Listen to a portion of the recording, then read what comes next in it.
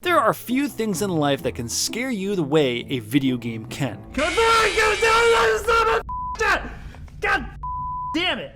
Sure, movies are spooky, but holding that controller just adds an extra layer of immersion that makes us all the more prone to a good old spookin'. Hey, this is Kurt. I'm going over 8 of gaming's scariest moments that have left most of us scarred for life. Of course, this isn't a comprehensive list of every scare, so let me know what horrifying moments scared you stupid in the comments below. Hey, and while you're at it, consider subscribing to see more content like this. Alright, you've been warned. It's going to get scary.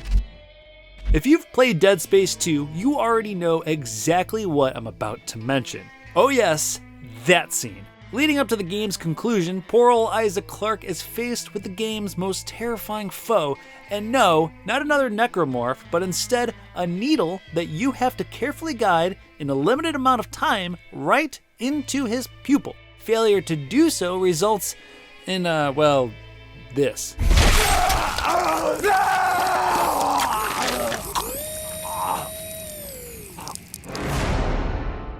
This is one of those rare occurrences in games where regardless if you fail or succeed, you're bound to wince and screech as your body tenses into a rigor mortis-like state. And it's absolutely brilliant.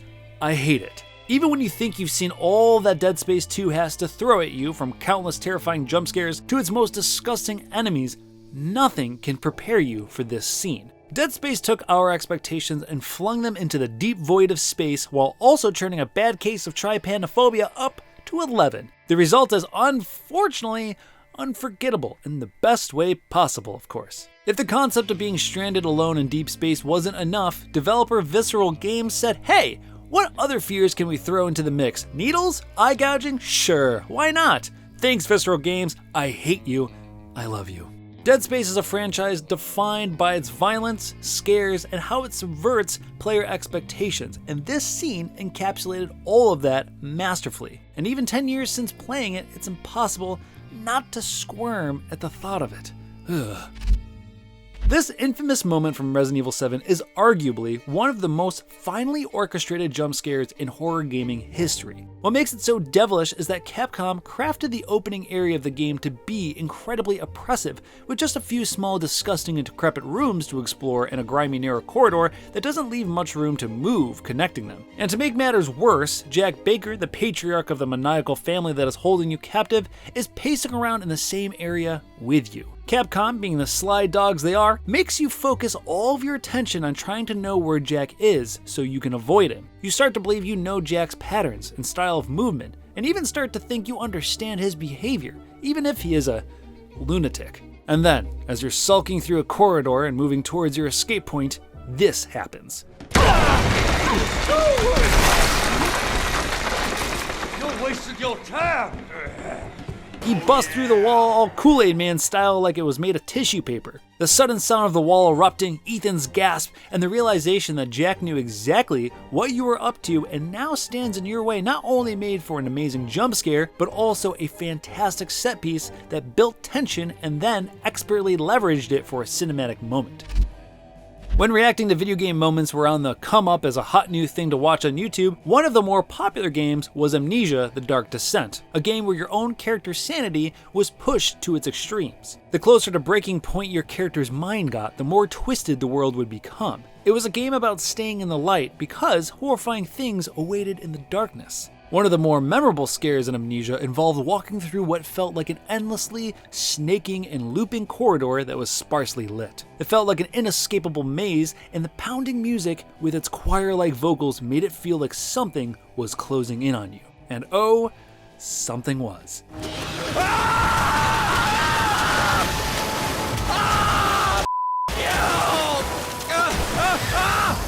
How? What? What did I just do?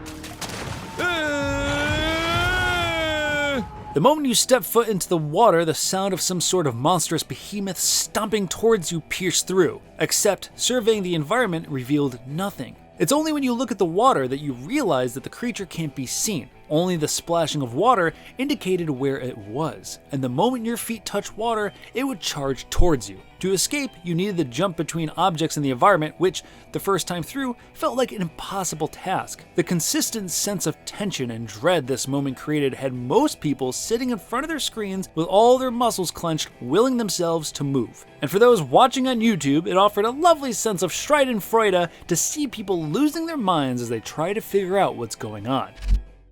Of course, Kojima and Guillermo del Toro's short-lived masterpiece had to go on here, but the question remains, which part of PT is the spookiest? Was it turning the corner and seeing Lisa for the first time? Was it that crooning talking fetus in the sink? Or even the knowledge that came years after the game was released and then pulled, that Lisa was scripted to follow you around the game the whole damn time and you had no idea? While all terrifying in their own right, this encounter with Lisa is the scariest of them all.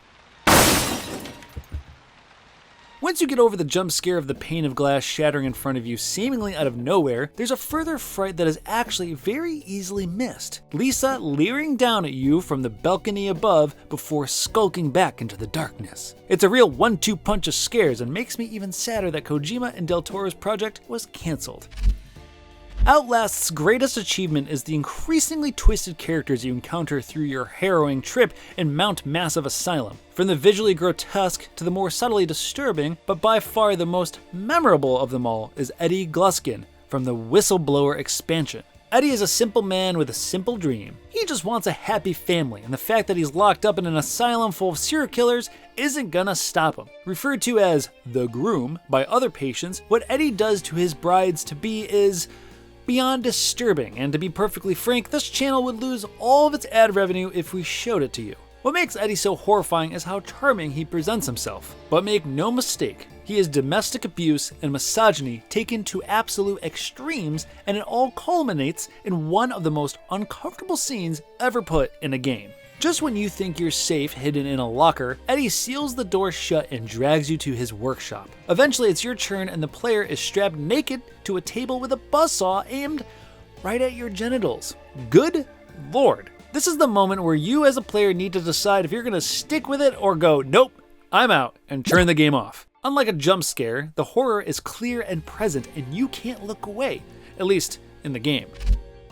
I'm sure you know the classic tried and true scare in horror movies where the character is looking in the medicine cabinet mirror, opens it, and then closes it to reveal that something is standing behind them. Well, Silent Hill 3 takes that trite scare and instead makes you, the player, the focal point of terror. There's a storeroom with a giant mirror, but you may not want to stick around to check yourself out as things will start to get a little creepy.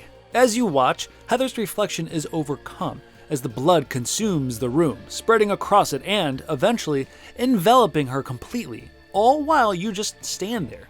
But wait around for too long and... Among all of Silent Hill 3's most terrifying moments, this one fed directly into Heather Mason's fears of mirrors, making it all the more impactful. It's eerie enough to make you think twice about looking at yourself in the mirror for too long next time you're alone. Every gamer knows the feeling of constantly saving your game. Pressing pauses, tapping through prompts, save, overwrite, back to playing the game. It's practically muscle memory for a lot of us. Well, Eternal Darkness took that gaming ritual and turned it into one of the most panic-inducing moments ever experienced in a horror game. When you're going to save your game, you'll be prompted with a, "Are you sure you want to delete all of your saved games?" Regardless of what you choose, even if it's continue without saving, the game initiates this. It forces you to sit in agonizing torment as you try to come to grips with whether you accidentally pressed the wrong thing, or if it's a bug, or if the game is just messing with you again. Eternal Darkness is a game all about toying with your sanity, and I mean that quite literally. Not only is the game scary on its own, it ups the ante by playing into your most inner gaming paranoia and fears, like shutting off the TV, or switching video inputs when you least expect it, or suddenly turning the volume down. Most effects, however, wouldn't really hold up these days unless you're still gaming on a CRT TV, and in that case, you're weird, and you're cool. But of all the ways Eternal Darkness messes with you, losing your save data is still one that prevails today. Even with cloud saves, it's still enough of a scare to send a jolt of worry through your bloodstream. The scare seemed so cruel that even Mr. Nintendo himself, Miyamoto, was concerned that it might cause players to break their GameCubes out of frustration. Alright, this is the last one because it's a major spoiler for Doki Doki Literature Club, which, on the surface, is a pleasant visual novel about getting to know the girls in your after-school club. However, the game takes a huge shift, and underlying the pleasant conversations about poetry is something altogether much more sinister. Over the course of the game, the girls in the club lose their grip on sanity and can die in extremely upsetting ways. But the one that sticks out the most is Natsuki, who starts by having a relatively normal conversation about writing, but after presenting you with a nonsensical poem, she quickly becomes more and more unhinged until there are more messed up things to uncover in Doki Doki Literature Club, which is free on Steam right now, and you should definitely try it. If you're looking forward to pooping your pants at more video games, keep an eye out on our Resident Evil Village coverage. Capcom's next installment is looking terrifying, and we'll always have the latest, so subscribe for more. So that was 8 of gaming's scariest moments. If you have your own moments that you still lie awake at night thinking about, drop them in the comments below and we might do a follow-up video with your suggestions. Alright, thanks for watching. Till next time, see you later.